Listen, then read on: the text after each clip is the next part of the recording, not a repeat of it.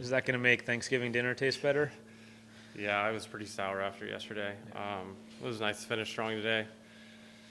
Yeah, I made the putt on 18. Like Gino said, Christmas presents for everyone. So it'll pay for some diapers as well. What was the key today? I don't know, not being an idiot.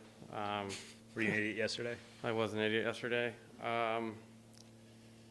I wasn't patient on the first hole, and I hit it over the green and made bogey. And after that, it was just like, there's no more stupid mistakes today. Don't be super aggressive with some pins. Like, there's birdies out here. There's plenty of them. So just kind of hung in there and played great on the back. How often do you think you are an idiot over the course of a Far year? too often. Far too often for having a great caddy. I have to be a smarter player because I don't hit it as far, and my ball striking is really good. So I should be able to be more patient. And at times I'm not patient, which is just super frustrating. And like right after you hit it, you know that it's not proper. So that's frustrating.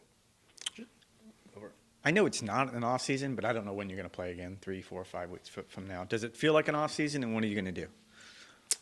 We have an awesome couple weeks lined up, but and then with the birth of my child coming in late January, I probably won't play till Pebble. Oh. Not going to risk being stuck in Hawaii if it comes too early. If it's Palm Springs, I can get home really quick, and then Torrey's an off week for me. So hopefully it's Pebble. Yeah, so next week for Thanksgiving, we go up to Brandon Harkins. His mom has a winery up in Healdsburg. We've done that like 6 or 7 years. It's just unbelievable. We have a ton of fun. It's kind of a Friendsgiving up there. Then we fly back here for JT Poston's wedding. And then from there, we go to the Bahamas. So we have a really awesome, fun 3 weeks lined up. How big was today just for that position of maybe getting some points where when you take some time off for the baby, you are in a better position? Yeah, it's huge. I mean, I was already in a pretty good position. I mean, it was very, it was way ahead of the game, I guess. So, but to gather more points today was huge. You never want to take weeks off because you always feel like you're falling behind. But with a good finish today, it'll be easier to take time off for sure. With Seamus, you talked about your affection for him or friendship. Mm-hmm. What have you? I don't know how much you've seen from him, but this fall, what have you seen maybe in his game that's led to success?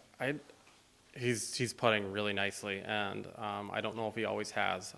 We really haven't played a ton together, just kind of passing each other. So it's the first time I've seen him.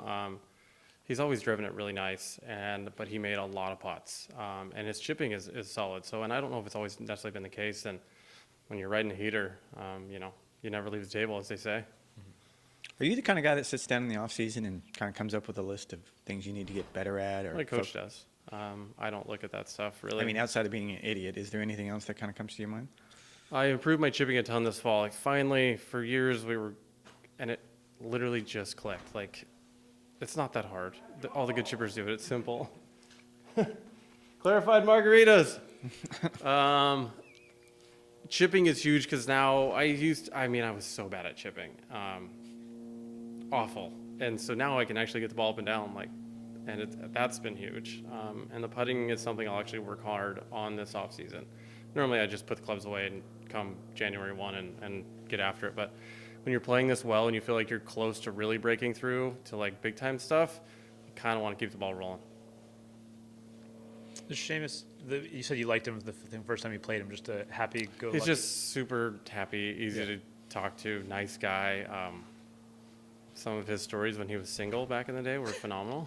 You get a good-looking guy with an accent, he's going to do okay. So, he's just always been a nice guy. Everyone likes him and easy to be around.